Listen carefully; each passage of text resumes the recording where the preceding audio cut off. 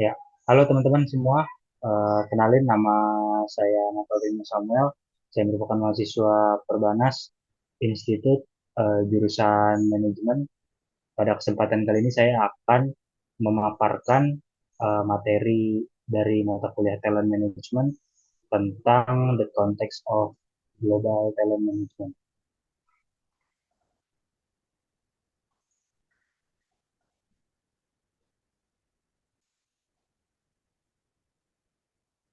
Yang pertama itu kita masuk dari garis besarnya dulu. Global Talent Management merupakan pendekatan strategis yang terintegrasi untuk merekrut, mengembangkan, dan mempertahankan karyawan yang berkualitas dan berbakat. Nah, pada kesempatan presentasi kali ini saya mengambil keywords-nya itu ada recruitment, development, retain talent, practice, and employee reward.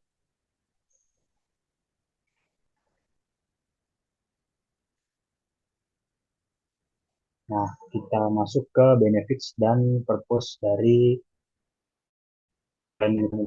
Pertama, benefitsnya itu yaitu menempatkan karyawan yang sesuai dengan pekerjaannya. Yang kedua, mempertahankan karyawan yang memiliki talenta-talenta cemerlang. Kemudian yang ketiga, proses perekrutan jadi lebih baik. Yang keempat, dapat memajukan perusahaan menjadi lebih baik. Kemudian purpose dari global talent management ini yaitu mengembangkan keunggulan kompetitif melalui pemanfaatan potensi sekelompok karyawan untuk meraih kinerja yang optimal agar depannya perusahaan dapat menjadi lebih baik. Nextnya, kemudian selanjutnya ada subjek konten yang akan saya bahas pada kesempatan kali ini. Yang pertama dari definisinya sendiri, kedua trends dan threads-nya, yang ketiga praktisnya, dan yang keempat aron.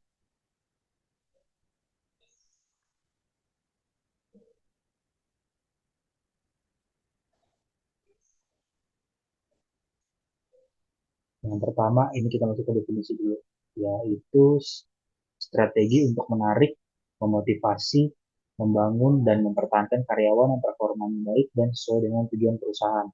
Nah, talent management ini merupakan proses yang terus berkelanjutan sejak awal karyawan direkrut hingga karyawan sudah menjadi bagian dari perusahaan.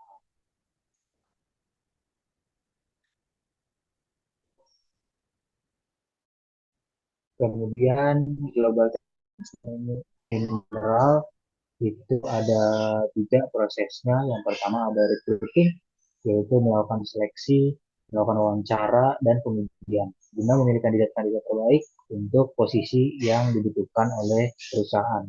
Kemudian yang kedua ada developing. Developing ini melakukan pelatihan, pengembangan keterampilan, dan memberi kesempatan untuk karyawan mengeksplorasi keterampilan-keterampilan baru. Kemudian yang ketiga itu ada retaining, yaitu penerapan strategi untuk tetap menjaga talenta agar tinggal dalam perusahaan.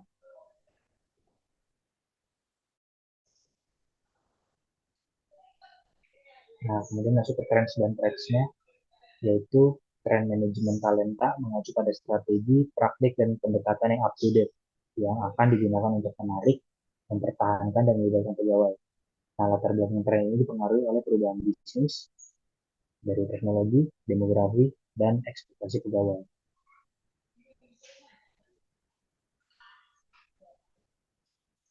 Nah, kemudian tren ini juga menjadi tiga lagi. Yang pertama ada digitalization, yaitu penggunaan AI dan otomatisasi untuk menyelesaikan pekerjaan dan memudahkan pekerjaan-pekerjaan yang dilakukan oleh para karyawan. Kemudian yang kedua ada globalization, yaitu pilihan bekerja dari jauh atau remote. Nah, globalization ini baru dimulai semenjak uh, kasus pandemi COVID-19 kemarin sudah mulai banyak Zoom meeting ataupun pekerjaan-pekerjaan dilakukan dari jarak jauh. Kemudian yang ketiga yaitu well-being. Well-being adalah program kesehatan, dukungan mental health, dan flexible working hour. Jadi para karyawan fleksibel dapat melakukan pekerjaan. Kemudian selanjutnya ada threads. Nah, threads ini dibagi menjadi empat, ada diversity-nya, ada rules-nya, ada availability, dan ada competition-nya.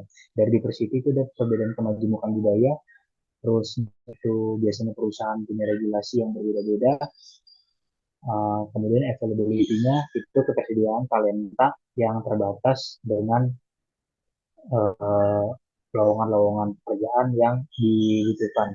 Dan yang terakhir ada competition, yaitu meningkatnya persaingan global.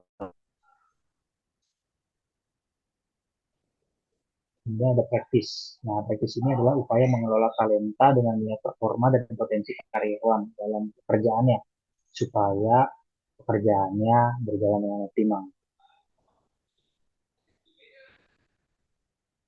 Nah, practice ini dibagi menjadi empat. Ada identification, ada selection, kemudian ada development, dan ada retain. Keempat-empatnya ini berhubungan dengan keterampilan dan pengembangan pekerjaan pada karyawan.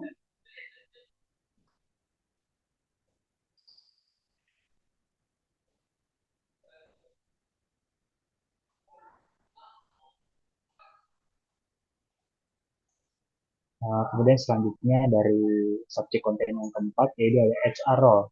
Nah, HR ini berperan penting dalam mengembangkan dan mengimplementasikan strategi manajemen talenta global.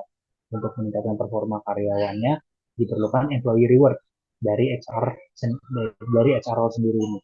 Nah, apabila karyawan sudah bekerja dengan maksimal atau melebihi target, biasanya HR ini memberikan atau perusahaan memberikan reward-reward untuk para karyawannya.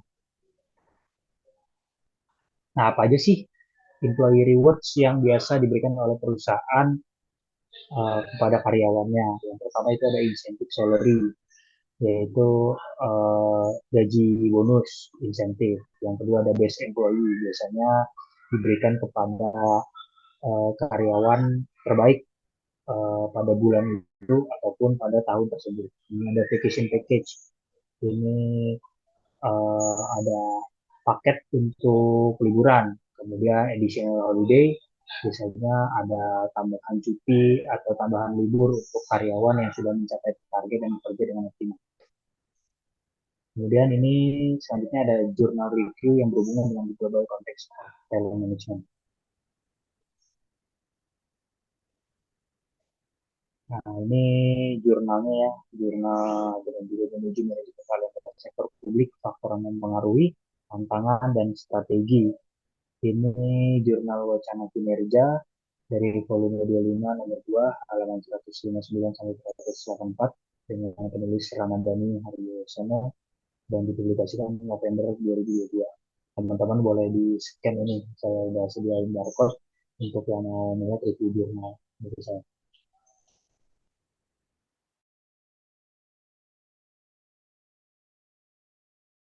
Kemudian next ada research result dari review jurnal tersebut. Dari faktor ini ada kebijakan pemerintah dan lingkungan kerja yang mempengaruhi manajemen talenta di sektor publik. Kemudian ada kemampuan dan kompetensi pegawai yang penting dalam manajemen talenta. Tantangan dari uh, jurnal yang saya review itu ada ketersediaan talenta yang berkualitas, biaya pengembangan pegawai, kerangka kerangka kerja manajemen talenta yang efektif, yang belum sepenuhnya terimplementasi di sektor publik.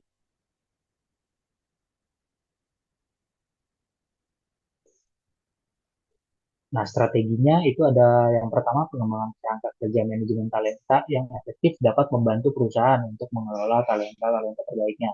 Kemudian yang kedua, pemetaan kebutuhan talenta dapat membantu perusahaan untuk mendapatkan talenta-talenta yang dibutuhkan yang sesuai dengan lapangan pekerjaan. Kemudian yang ketiga, pengembangan pegawai dapat membantu pegawai untuk meningkatkan keterampilan dan kompetensinya berkaitan dengan development program tadi.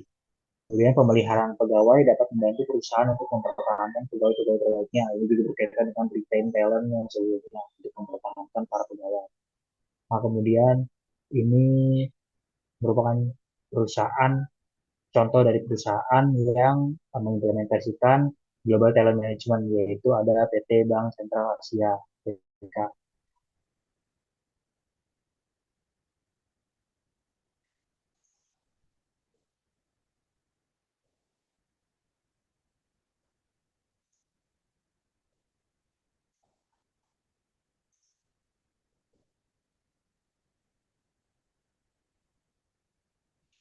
yang pertama BCA ini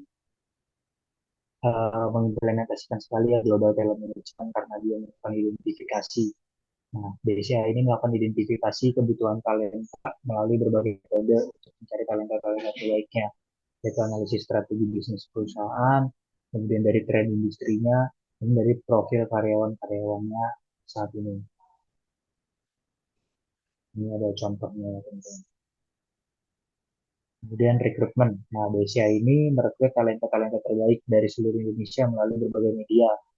Banyak kita temukan dari rekrutmen online, itu biasa dari lowongan kerja ada di berbagai macam laman pekerjaan online, bisa juga dari sosial media.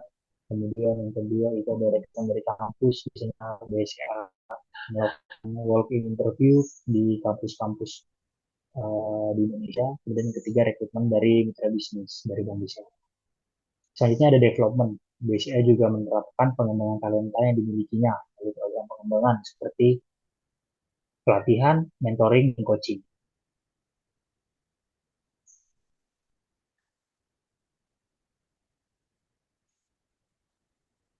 Kemudian BCA juga menerapkan retain talent, di mana BCA sangat berupaya untuk mempertahankan talenta-talenta terbaiknya agar perusahaannya semakin baik dan semakin meningkat melalui program retensi seperti kompensasi dan benefit yang kompetitif, kemudian peluang pengembangan karir yang sangat luas, dan lingkungan kerja yang positif. Ini berkaitan dengan HRO dari employee reward. Kemudian impact on BCA, yaitu BCA memiliki talenta-talenta terbaik yang siap menghadapi tantangan bisnis di masa depan. Pegawai-pegawai BCA pun memiliki keterampilan dan kompetensi yang dibutuhkan oleh perusahaan. Dan yang terakhir, BCA berhasil mempertahankan talenta-talenta terbaiknya dari, bisa kita lihat dari progresif BCA yang jadi bank nomor satu saat ini. Kemudian untuk menutup uh, presentasi saya mempunyai quotes yaitu or all human beings on the basis hard work and dari untuk sebenarnya talenta itu ada. Talenta itu hanya gabungan dari kerja keras dan obsesi saja.